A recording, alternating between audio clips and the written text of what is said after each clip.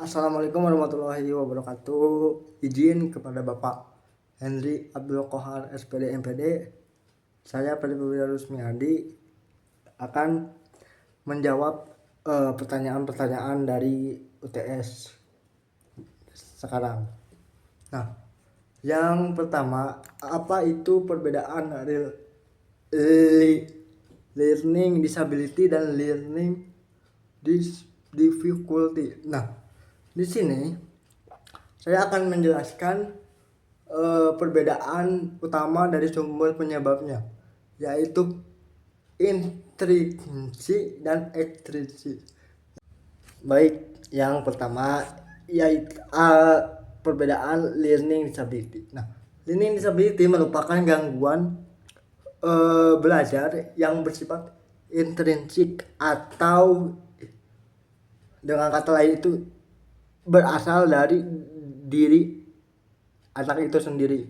Nah, itu tuh seperti gangguan neurologis. Nah, contohnya itu seperti disleksia. Si anak atau siswa ini tidak mampu atau mengalami kesulitan membaca meskipun kecerdasannya normal dan memiliki kesempatan belajar yang cukup. Nah, sedangkan learning difficulty itu lebih bersifat ekstrinsik, yaitu yang dipengaruhi oleh faktor-faktor eksternal atau lingkungan seperti metode yang kurang tepat, kondisi keluarga atau lingkungan kelas atau sekolah. Nah, misalnya itu si anak kesulitan matematika karena cara guru yang menjelaskannya terlalu cepat atau tidak sesuai gaya belajar siswa itu sendiri. Nah, lanjut ke soal nomor 2, yaitu hidden disability. Hidden disability itu kata lain dari kesulitan belajar. Sebab kenapa dikatakan begitu? Karena pada dasarnya anak atau siswa yang mengalami hidden disability itu tidak terlihat secara fisik.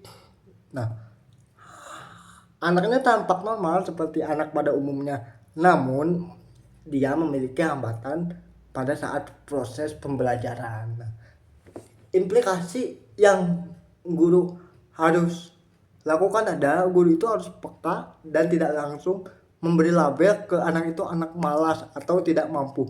Guru harus melakukan observasi mendalam dan memberikan pendekatan pembelajaran yang lebih individual agar bisa memahami si anak itu sendiri. Berikutnya nomor 3, mitos dan fakta. Nah, di mitos pertama saya mengambil yang sering dikatakan oleh orang awam, yaitu anak berkesulitan belajar itu anak malas. Nah, faktanya justru mereka itu sering belajar lebih keras daripada anak umumnya, tetapi memang mengalami hambatan pada proses kognitif tertentu. Nah, untuk mitos yang kedua, anak berkesulitan belajar berarti anak yang memiliki kecerdasan rendah. Nah, mitos ini, faktanya banyak anak yang berkesulitan belajar memiliki IQ normal atau bahkan di atas rata-rata. Karena mungkin hambatan mereka ada di satu hambatan tertentu, kayak seperti disleksia atau disgrafia atau diskalkulia. Nah, jika guru mempercayai mitos ini, dampaknya adalah siswa kehilangan kepercayaan diri dan tidak mendapatkan dukungan yang sesuai. Nah, di sini guru berperan penting dan bisa dikatakan sebagai kunci keberhasilan anak yang mengalami berkesulitan belajar. Nah, untuk soal nomor 4 di sini adalah klasifikasi. Klasifikasi anak berkesulitan belajar itu dibagi menjadi 2, yaitu kesulitan belajar perkembangan dan kesulitan belajar akademik. Nah, dua itu saling berkaitan, di mana yang kesulitan belajar perkembangan itu meliputi fungsi-fungsi dasar tubuh atau seperti motorik, bahasa, dan persepsi. Nah, sedangkan kesulitan belajar akademik berkaitan dengan kemampuan membaca, menulis, dan berhitung. Keduanya, seperti yang di awal tadi saya beritahu, itu saling berkaitan karena kemampuan dasar mempengaruhi akademik. Misalnya gangguan bahasa dapat menyebabkan kesulitan membaca dan lainnya. Jadi seperti itu. Lanjut. Nah, selanjutnya nomor 5. Di sini saya akan mengambil kasus di disleksia. Di mana disleksia ini adalah gangguan dalam kemampuan membaca yang disebabkan kesulitan memproses bahasa. Nah, ciri yang umumnya ditemukan di kelas yaitu di mana siswa sering tertukar huruf, membacanya lambat, dan kesulitan memahami teks. Nah, dampak dari disleksia ini bisa menyebabkan siswa itu tertinggal dalam pelajaran lain karena hampir semua mata pelajaran membutuhkan kemampuan membaca. Nah, untuk selanjutnya, untuk nomor 6, di sini berkaitan dengan penyebab atau etiologi. Nah, saya mengambil 2 faktor yang saling mempengaruhi, yaitu faktor pertama itu neurologis, yaitu adanya perbedaan fungsi otak dalam memproses informasi. Nah, untuk yang kedua yaitu faktor genetik, di mana kesulitan belajar itu bisa diturunkan dalam keluarga. Jadi ada turunan dari orang tua atau kakek neneknya. Nah, kedua faktor ini dapat memengaruhi cara otak menerima, mengolah, dan menyimpan informasi sehingga berdampak pada proses belajar anak. Nah, untuk yang nomor 7 yaitu apa pengertian dari atau yang saya pahami dari learned helplessness. Nah, itu adalah kondisi ketika anak merasa tidak mampu sehingga menyerah sebelum mencoba. Seperti kayak mentalnya sudah down atau drop dulu sebelum mencoba. Nah, hal ini biasanya terbentuk karena pengalaman yang terus berulang ketika kegagalan yang terus berulang, kritikan yang berlebihan, atau bahkan kurangnya dukungan dari guru. Itulah sebab kenapa di sini peran guru sangat diharapkan dengan baik untuk anak-anak yang dengan berkesulitan belajar, karena itu bisa mempengaruhi kemampuan dan memberi motivasi semangat untuk anak bisa mengikuti pembelajaran. Nah, untuk selanjutnya, untuk nomor 8, komorbiditas, yaitu yang terakhir saya pahami ketika pertemuan di kelas. Nah, komorbiditas adalah kondisi di mana 2 atau lebih gangguan muncul bersamaan.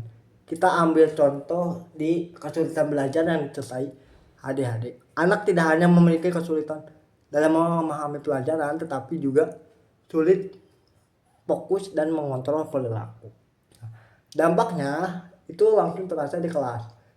Anak sering tertinggal, sulit mengikuti instruksi, dan butuh strategi pembelajaran khusus untuk mengakomodir di ADHD-nya. Sebab seperti yang saya kepahami, komorbiditas itu di mana kita tidak bisa mengesampingkan dari 2 gangguan yang muncul secara bersamaan seperti itu. Jadi berkesulitan belajar dan ADHD harus berbarengan. Jadi harus menyesuaikan, harus memberikan strategi pembelajaran yang disesuaikan dengan kebutuhan dan kemampuan si anak atau siswa tersebut. Untuk yang ke-9 di sini terkait identifikasi dini. Di sini saya ingin berpendapat bahwa identifikasi dini itu sangat penting bagi anak berkesulitan belajar. Kenapa saya bilang itu sangat penting?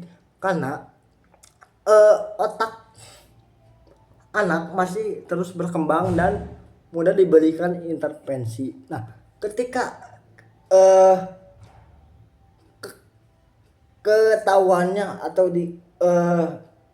hasil identifikasinya didapat sedini mungkin, itu artinya kita nanti sebagai orang tua atau guru bisa memberikan intervensi yang dibutuhkan si anak guna bisa mengoptimalkan apa yang bisa dioptimalkan dari dirinya. Nah, jikalaupun memang terlambat ditangani, akan berdampak ke psikologis si anak, seperti rendah diri dan kecemasan, dan si anak cenderung tidak memiliki semangat hidup karena psikologis dan mentalnya sudah kena. Nah, untuk soal yang terakhir, soal nomor 10, yaitu prosedur screening. Ada beberapa langkah yang harus dilewati ketika kita melakukan screening. Langkah pertama adalah melakukan observasi. Nah, kita yang nantinya sebagai guru harus melakukan observasi terhadap perilaku belajar siswa itu sendiri. Apakah memang ada problem atau ada hambatan ketika proses belajar mengajar. Nah, yang kedua melakukan pencatatan dan dokumentasi, di mana kita itu melihat atau mengawasi apa yang dilakukan ketika pembelajaran itu, dokumentasi setiap hasil tulisannya, hasil bacaannya, atau hasil hitungannya. Nah, yang ketiga itu diskusi dengan orang tua, apakah ada problem di rumah atau di tempat lingkungan main yang di luar sekolah. Jadi guru pun tahu ketika sudah melakukan diskusi bersama orang tua. Nah, keempat melakukan asesmen awal. Di sini guru harus menyiapkan instrumen untuk asesmen yang diperlukan di awal. Yang terakhir, jika diperlukan, guru harus merujuk ke ahli psikolog atau ahli di bidang pendidikan khusus. Nah, peran guru sangat penting sebagai pihak yang pertama mengidentifikasi dan memberikan intervensi awal. Nah, sekian video jawaban dari UTS mata kuliah berkesulitan belajar. Wassalamualaikum warahmatullahi wabarakatuh.